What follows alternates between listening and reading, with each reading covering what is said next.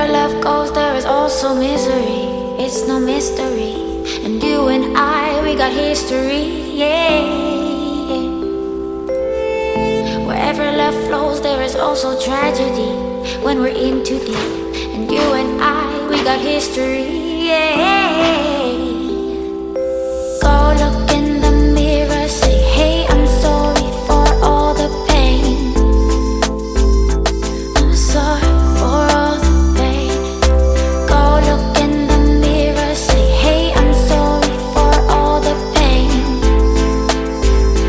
I'm sorry for all the pain. Go look in the mirror, say, hey, I'm sorry for all the pain. I'm sorry for all the pain.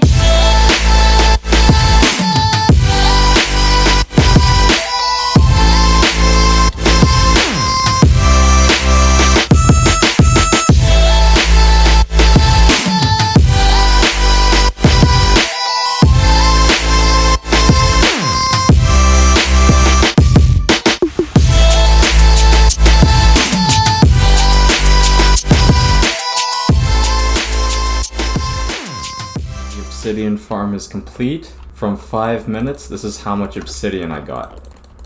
Almost 2 shulkers full. This farm uses the nether, overworld, and the end dimension. The nether portion is very, very small. Once you come through the portal, on your left side, you want to place soul sand and then flint and steel it. I'm not going to go crazy in detail how to make the farm, this is just showing the farm in action. Underneath that obsidian block, well, inside the block, there's a hopper minecart. And then there's 2 stairs here placed in an L pattern, and this one is waterlogged. There's 3 glass blocks over this redstone torch and this lever on a block with a pressure plate on top. Underneath this stair, there's a dispenser with 3 boats in it. So when this is flicked, it starts a clock. Over and over again, the boat goes into the nether, lands on that soul sand that's on fire, breaks the boat comes back through, and the hover minecart picks it up and puts it back into the dispenser and starts it all over again. This part right here is very dependent on the direction. There's 2 boats, one has a silverfish in it, which I just found from punching one of the blocks and walking it into the boat. This one has a snow golem, which I placed 2 snow blocks here and a pumpkin here. He spawned and I pushed him into the boat. Underneath the boat beforehand, there's a piston, and underneath this boat, there's 2 blocks of dirt. This little contraption right here is a clock. So you want to get some junk items. You would throw one on top of this pressure plate and then one on top of this pressure plate, and then depending on how long you want the farm to run, how many minutes you want to get obsidian, each item you put in here is going to be 5 minutes. Once you're in the end, you gotta wait 5 minutes for this item to despawn, and then this item despawns, and then it shoots out this one, which sends a pulse to this redstone torch, and this redstone torch, which activates this piston and starts it looping up and down,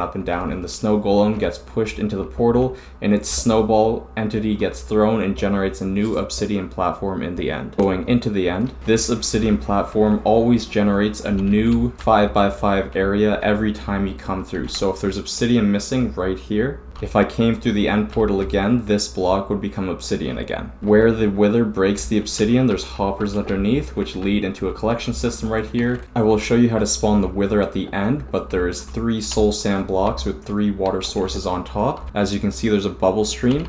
When the wither is here, the player is over here, and the wither can see the player and shoots wither heads through the water, but it gets pushed up by the bubble column and hits those smooth stone blocks back there. Once the wither is spawned and is generating up, the player wants to run here and do not press shift once the wither is spawned until the wither is completely dead. Do not press shift. The second the wither is spawned, take out a bow, shoot it, and the wither will start shooting towards you and hitting that backboard. To spawn the wither, this is what you have to do. This part you have to build each time you want to use the farm. You have to have 4 endstone like this with a chain underneath. So you want to do 1, 2, 3, 4 endstone like so. Make sure this obsidian block has been broken. Place soul sand here, and then you can place the wither heads just like so, but I'm not going to place the third one. Wither would spawn right here in that hole, break these 4 endstone, and then it would be stuck in these 4 endstone with the chain in between. And then the player runs over here, close this trap doors so you're safe, wait for the wither to spawn and explode, shoot it with an arrow, and then wait until 5 minutes go by for the item in the overworld to despawn, and then the clock for the snow golem will start, and then obsidian will start spawning and getting broken by the wither over and over and over again, and you'll get all the obsidian like you just saw I gathered. Once you want to kill the wither and end the farm, because once the clock in the overworld where the snow golem is going up and down, the item despawns there, and then there's no more obsidian being generated here. And then that's when you can stop the farm. If you try to stop the farm while the clock is still going, the wither will escape and blow up everything. Place a dirt block there, 4 iron blocks like so, break the dirt block, and then place the pumpkin on top. The iron golem will spawn, and then it will run towards the wither, kill the wither while the wither is focused on you, and then the wither will die, you'll get another star, and you can collect your obsidian and go home. The entire time that you're using the farm, do not look at any endermen, because if there's a way for them to get on this platform, they can push the wither and cause a big mess. I got pretty lucky with where the portal spawned. If it spawns out in the open, that's the best option. If it spawns in the endstone, you have to dig everything out. That's it. The block of the day today is going to be, of course, obsidian.